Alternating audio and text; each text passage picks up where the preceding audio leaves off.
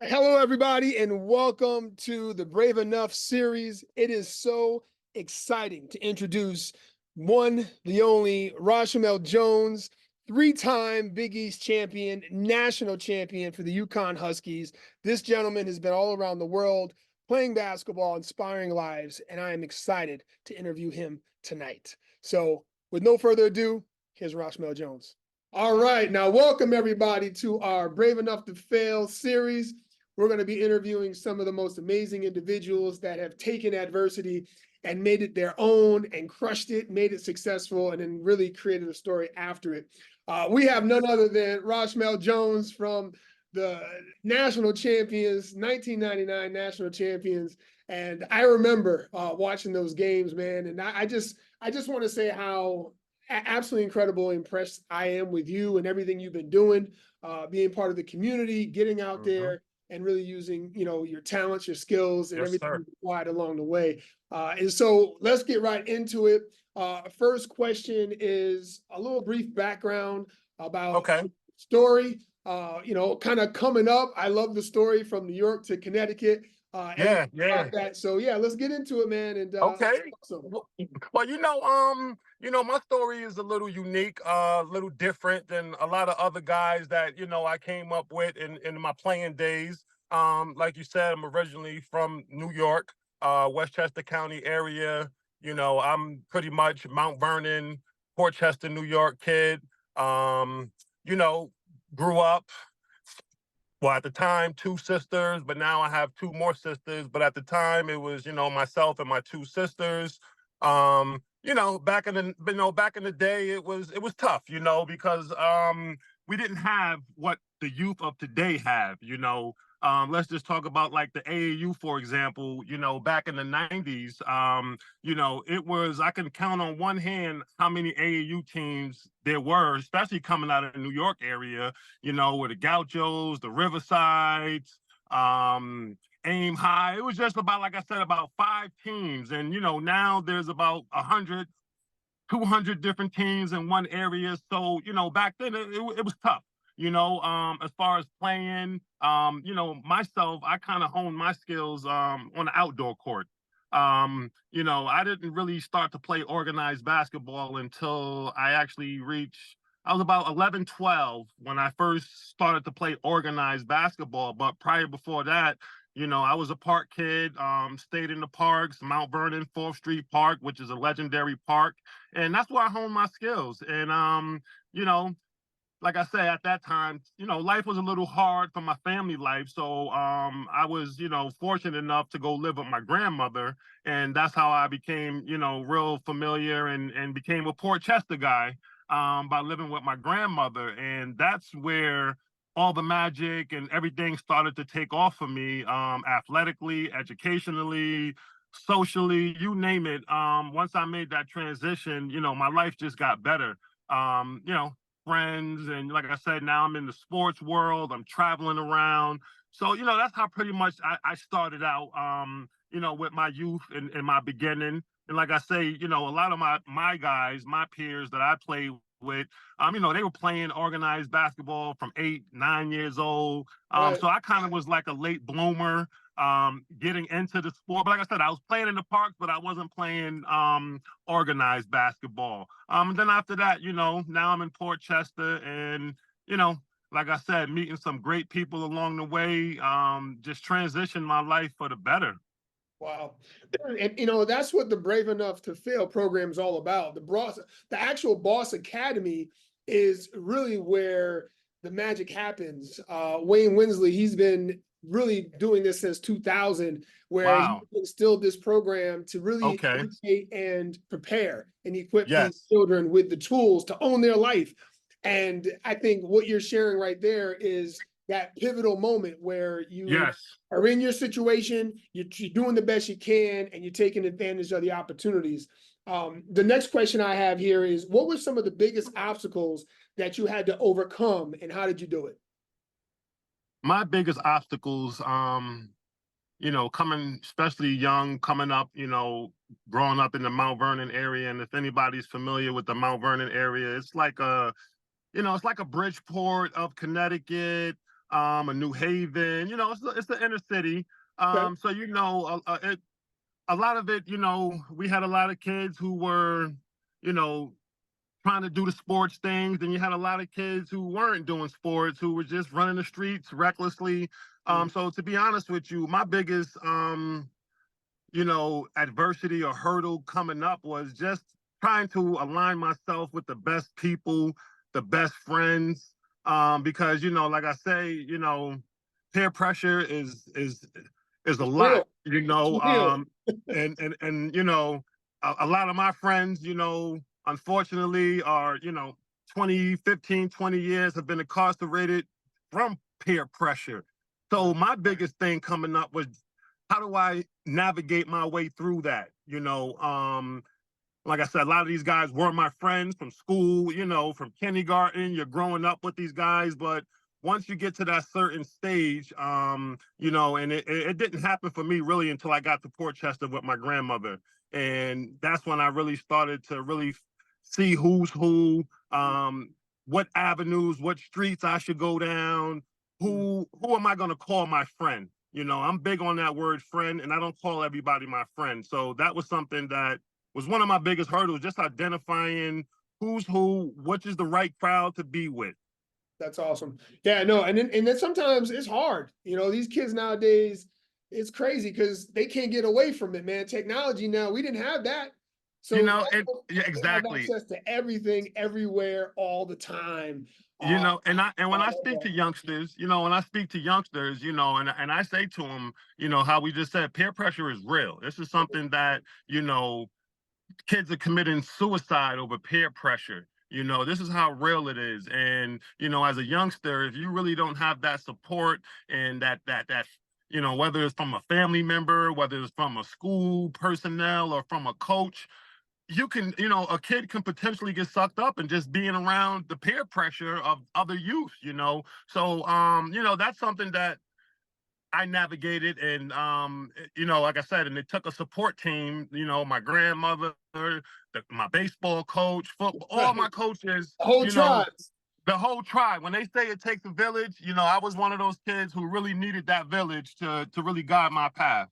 Yeah. No, and and that's what is so special about your story is that you were able to understand the Hmm. opportunity. And you Yes. could have said no. You could have said, "Hey, I'm going to stay here. I'm not going to go there." Yes. Right? I Yes. want to be here Yep. with my friends and I want to do what they're doing. And so being conscious of that, I think, is really the important message there is that you have Yes. to understand what's going on around you and ask yourself, is this going to serve me? Or is this not Yes. going to serve me? Is it Yes. going You're to go forward? absolutely Is this right. not going to go forward? You're Um, absolutely correct. so with the next question, how can a student with a dream to succeed, um, what steps can they begin to take? Maybe they don't have a grandmother or a grandfather or Hmm. grandparent. Maybe Hmm. they don't have that opportunity right there to be able to relocate. What are some of the This things that they can do to pursue their dream that would remove them from maybe an environment that's not going to serve their dream?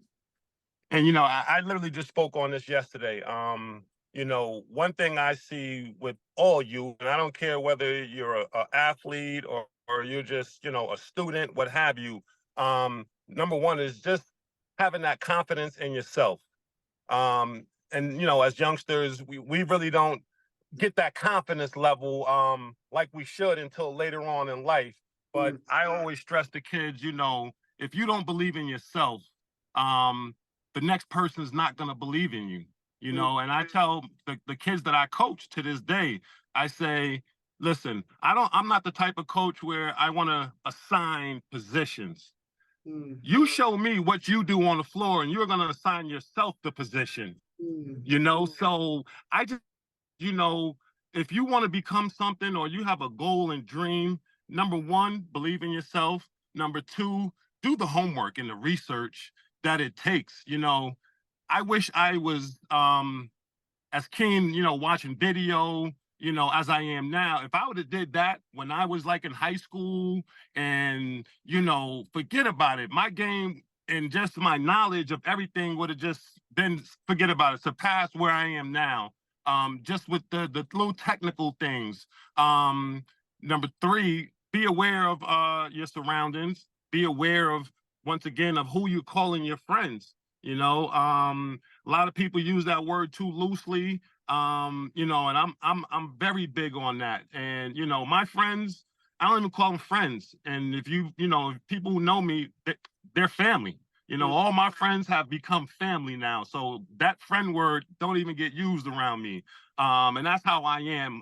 So I tell kids, just stay within yourself, stay hungry, have that drive, and don't ever give up. That's the worst thing, and that's one thing a lot of youngsters do is when they first try to do something. A kid may go out and say, "Hey, I'm gonna try varsity this year," and they get cut, and that's it. You never hear from that kid again until a few years later, and it's like, "Hey, where you been, man? Once I got cut, that was it." I didn't want to play no more, and if you hear all the great ones and like, the Michael Jordan stories and a lot of those guys, Michael Jordan got cut in high school. And if that was, he got cut. Yeah. I don't know any NBA guy that ever been cut from his high school team. Now we have the greatest that a lot consider who's the greatest that ever played the game, who was cut, but that didn't stop him. That only made him more hungrier. And if people can, especially the youngsters, if they can adopt that mindset that, hey, if it doesn't go right the first time, you know what? I'll pick myself up, dust myself off. Hey, research a little bit more to see where I went wrong, and let's attack it again. And that's the big thing right there. It's just persevering, believing in yourself, and don't let anyone, pretty much try to dictate who you are and where you want to go. And that's my whole message to the youngsters. I love it. I love it. And it's so true. Like every one of those elements you can take anywhere in life and they'll take you to the next level. Take it to the next level. So those are the Boss Academy questions, the general questions. I reached out to some of the kids in the program and asked them specifically if they had some questions for you. Say they had a bunch, right? So we're going to go through some of the names. So the first one is from Caleb. He said, "How did you deal with the pressure of not messing up?" Well, to be honest, there was never no pressure. Messing up is part of the game. It's part of life. And I learned that early in life, and that's another message that I relay to everyone I talk to. If you don't mess up, how do you know what do you need to improve on? And so I never ever went out there, whether I was in college, overseas playing. I never ever said to myself, "Rosh, you can't mess up." I leave all room for error. So give me 1 second. Yeah, sure. I'm sorry about that. Give me 1 second. Yeah, no worries. I'm so sorry. I dropped my Gatorade, so I'm gonna have to go behind your car. Okay. It just felt like.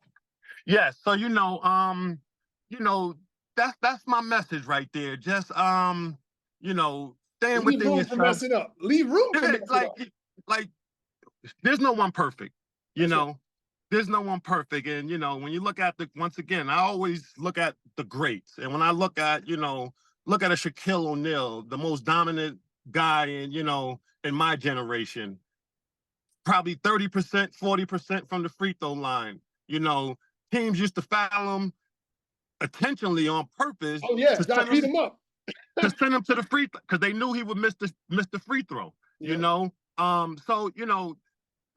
Caleb, that's who I asked that question. Yep. So Caleb, if you're listening, life is about messing up. And this is how I've learned life, that we got to have our bumps and bruises to become the masters at whatever we're trying to craft. You look at one of our presidents, the great Abe Lincoln.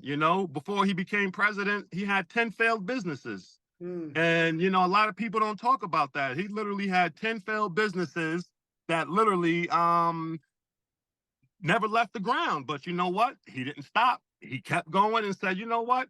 Let me run for presidency." So always, I didn't know that. Say, yeah. So forget messing up and just play. I love it. Because when you start to think about not messing up, that's when you're gonna mess up. Just play. Just go out there with a clear mind, and whatever happens, and learn from the mistakes after the game.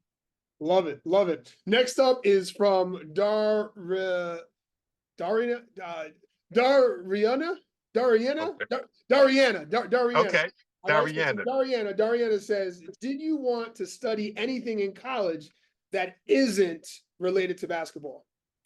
Well, I'm a sociology major, and a social major. I have a minor in criminology as well. Okay. So my whole thing, and before I even got to college, even in high school, I used to volunteer for the DARE program, where we went around. Now I'm in high school, going to different elementary and middle schools, talking about drugs and talking about how to stay away from those things and things like that. So I knew coming out of high school that I was going to work with people, and to this day I work with people. So yes, when I was in college, my whole study educational curriculum was not basketball. It was basically sociology, the People, behavior of people, people. dealing Right. dealing with society, norms and things like that. So yes, college, athletes, we do a lot more than, just playing. Awesome. That's awesome. So Dariana, sorry, I killed your name in the first part, but we got it right. All right, next one's from Gabriella. Gabriella says, have you ever had mental blocks and how did you get over them? Mental blocks. Well, I wouldn't call them mental blocks. I would call them physical blocks. Really didn't have too many mental blocks. But as physical, yes, I had a bunch of physical blocks where, you pushed your body to the maximum.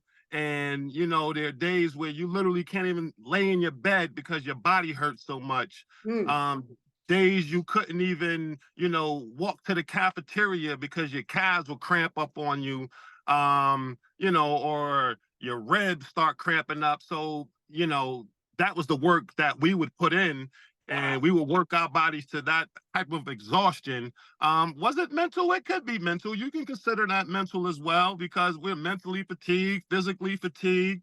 Um, the only way to deal with that is, number one is really stay within yourself. Doing the extra stretching that that was called for, staying with the trainers after practice, just doing a lot of the extra body, taking care of the body, taking care of the mind. On days that I was tired, I didn't go out. I just stayed in my room and rest. And that's what it's all about, just taking care of yourself to the best of your ability. And once again, the mental part of it, you just got to push through it. Mm, We all have those days where, we may forget something or forget a few things, or we're just so clumsy that day, we're knocking everything over, just one of those days when it's we're not in our norm. Just brush that off, keep your head up high, and just keep pushing through. mhm. That's my word. Just keep pushing through, because we're human. And as humans, we're gonna see some of these things: mental blocks, physical fatigueness, the breaking down of the body and the muscles. This is stuff that we got to go through. But the main thing, the main key, is just stay positive. Stay as positive you can, and surround yourself around people who kind of share the same dreams, or who's kind of living the same life that you're living. Wow. And she asked, she said, when that happened, did it ever make you rethink about liking the sport anymore? No, actually, it made me rethink the coach I was playing for making me work so hard. Hey, you know what? Yes, indeed. Right? It's like, Coach, why? Why are you beating me up like this? Yeah, Oh, exactly. my But God. no, it definitely didn't make me want to change teams. No, definitely not. When you go through those mental blocks, you try to brush it off as best as you can, because you're kind of anxious to get back out there and to show, okay, I've learned something new. Let me show my guys, or let me show the coach I've been working on this. So no, it didn't deter me. It just kept me going. I love it. So from Kenya, Kenya says, what motivated you to keep going? And I think you shared that a few times, but directly to Kenya, what would you tell her in regards to motivated to go through those tough times and still pursue? Surround yourself around people who genuinely care about you, your interests, and just who care about you. Because when you surround yourself around those type of people on your bad days, those are going to be the people who lift you up. Whether it's mom, dad, grandma, auntie, uncle, cousin, a friend from high school, assistant principal, anybody, an old teacher. If you relate to someone and you have a good rapport and relationship with them, it is awesome, and it is key that you network with these people. It's a saying in the corporate world. Your network is your net worth. The people who you network with is pretty much the people that you're doing business with. So align your people with people who share the same dreams, aspirations, because on those bad days, you're not feeling yourself, or may have a little cold or what have you. Those are going to be the days that your friends might say something silly to make you laugh, or know the words, to get you going again. So that was my key always, just always surrounding myself and being around the people that I know truly cared for who I am, and cared for my best interests. Wow, that's awesome. From Tina, what was your main passion as a youngster? I had a few. My first love was football. My second love was baseball, and basketball was my third sport, believe it or not. So interesting. I love that. Yeah, so basketball was my third sport, and just playing. I was so athletic. Just being out there competing, was my passion. I love to compete, and that was just my passion, especially when I was young. Um, Basketball really didn't become my love until like I got to high school, to be honest. Mhm. That's what it sounds like. Yeah, I love that story. I mean, it's so incredible, and Yep. you just never know, right? You just keep going, and next thing you know, you're Exactly. Yep. So from Zoe, she talks about, did you ever try to give up? No, never in my life. The only time I gave up actually is when I had career-ending knee surgery when I was playing overseas in Australia, and I had to give it up then because my body wasn't able to keep up at that level no more. So it was more of um, the best decision to make at that time, and it wasn't giving up. It was just me saying, and my body saying to me, "Hey Jones, this is it. We done ran on this knee for the last 15 years. You can't do it no more, buddy. This is it. We got to go on to plan B now." And, this is where the education comes into play. That's huge. That's really huge. So from Lucia, she says, where were the hardships to climb up to your position, and how did you get through them? Which I think you shared already, but you could touch upon it again if you want. Yeah. Well, we always going to face hardships, and I tell all my youngsters, if you think life isn't going to throw you some curveballs, you're wrong. I don't care. You can be a preacher in church, you can be a pastor leading the best life, and they get thrown curveballs. So Sure the do. one thing I can say to you is learn how to deal with those curveballs. That's one thing when you look at professional baseball. To become that major league baseball hitter, you have to learn how to hit the curveball. If you can't hit the curve or the slider, you will not become a major league baseball player. And that correlates to life. When life throws you things, and they're unexpected in baseball. I mean, in life, just in general, the curves that we get in life, they're unexpected. You never know what can happen. But the best way to deal with that is, number one, just always try to remain positive as best as you can. Never get too down on yourself. We all make mistakes. We all, want to do the best we can. And sometimes we fall short of that. And when we do fall short of that, we can't just really try to drown ourselves and really put more pressure on ourselves than we already have. And once again, this is when the network comes into place, where if you have people who you can pick the phone up with, or maybe shoot a email or a text message, and say, "Hey, I'm feeling a certain way. You have some time to talk." just communicating. Communication is big. Just being a communicator. Yeah, that's huge. And Ryan asked, when did you become an athlete? Oh, well, became an athlete since I was probably 5, 6 years old. That's when I started playing football at that age. So I was young. I was young playing. So I was like 5, 6 years old when I first started playing. Wow. Wow. And what and Nathan asked, last but not least, is why did you choose that sport? So why did you choose basketball? I'll give you a great story, and this is the absolute truth. So, I'm at Trinity Catholic in Stanford now. My gym teacher, when I was in middle school back in New York, was Richard Albanese. He coached Trinity Catholic football. Then he transferred and went to Greenwich High School, where he won, I think, 10 state titles over in Greenwich. So he brought me to Trinity to play football. So as I get to Trinity, I joined the basketball team. So after my freshman year, my coach comes to me. He says, "Hey, how many college letters you got for baseball?" I said, "Zero, coach. I haven't heard from any." He said, "Well, how many letters did you get from football coaches yet?" I said, "To my knowledge, zero, coach. I haven't received no letters." And the whole time he's saying this to me, he had a bag in his hand, a, a, a, a garbage bag, a Glad garbage bag, a 30-gallon garbage bag, Yeah. and it was full. So he said, "Here, this is basketball. These are all the colleges interested in you." So the first letter I pull out was What? Georgetown. The first letter I pull out was Georgetown. I said, "Georgetown want me?" He said, "Read the letter. Addressed to me, dear Rashamel. You can Wow. follow."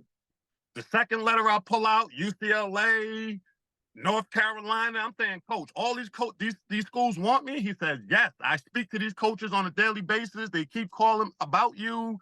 So this is your path. Leave that other stuff alone." And Wow. that's when I stopped playing baseball and football. Holy smokes. And that was my Wow. freshman year in high school. Wow. Wow. Ross, it's so incredible. Like, you just never know your path, man. But what you said was so profound. Just keep going, keep the people around you that love you, care Yep. about you, really want you to see you do well, and Yes. you'll Yes. you'll you'll have all the opportunities open up to you, and you'll just knock them out the park.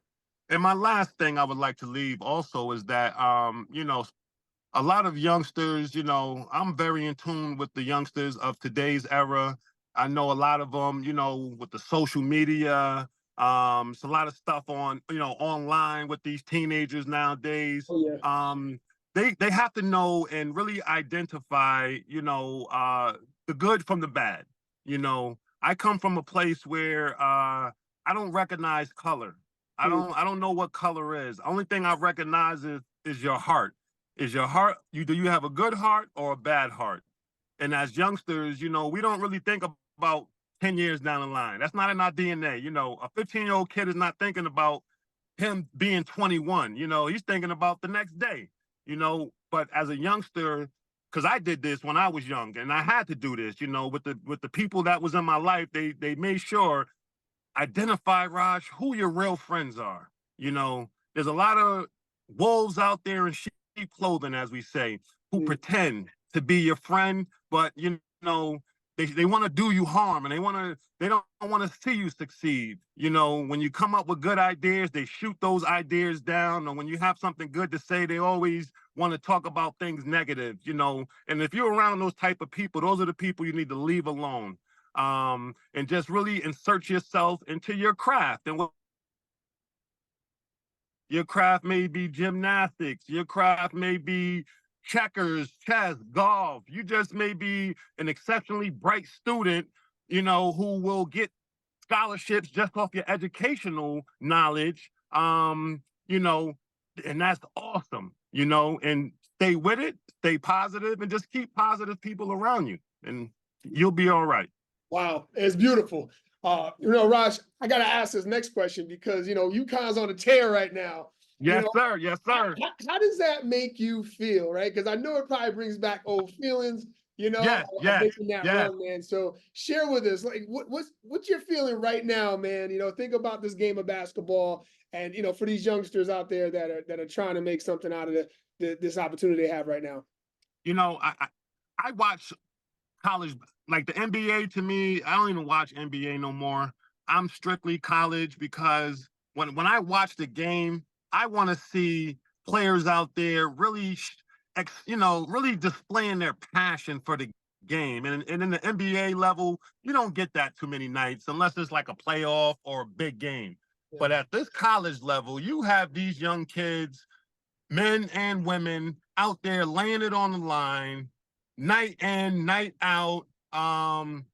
Once again, you know, they're trying to be perfect, but there's no way they can be perfect. You know, they're gonna make mistakes. You know, that's why they're in the film room, you know, 2-3 times a day, just watching on different little techniques. The college game is in a great space right now. My Huskies are in a awesome space right now. Yeah, they are.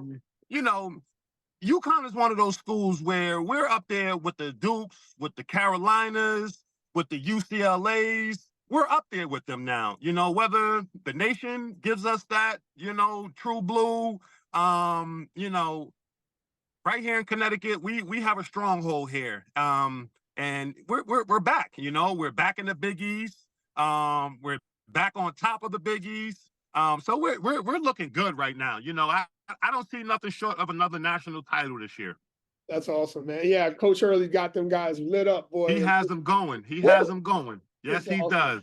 Yeah, man. Well, Raj, hey, listen, I want to thank you again for your time. Thank you. Appreciate you. And I tell you what, these Bosch kids, they're going to be so excited to hear from you. And we're looking forward to doing more and more connecting with you and Likewise. whatever you got in the community, man. Likewise, definitely stay in touch. I would love to be a part of what you guys got going on, any shape, form, or fashion. I love it. All right. And so for all those who have taken a look at this episode, thank you again for showing up today. Make sure that you visit the braveenoughtofail.org website. Definitely get involved as much as you can. And Rosh, again, man, from the bottom of my heart, appreciate you, brother. Thank you. Incredible Thank weekend. you. Rest of your Friday, man. God bless.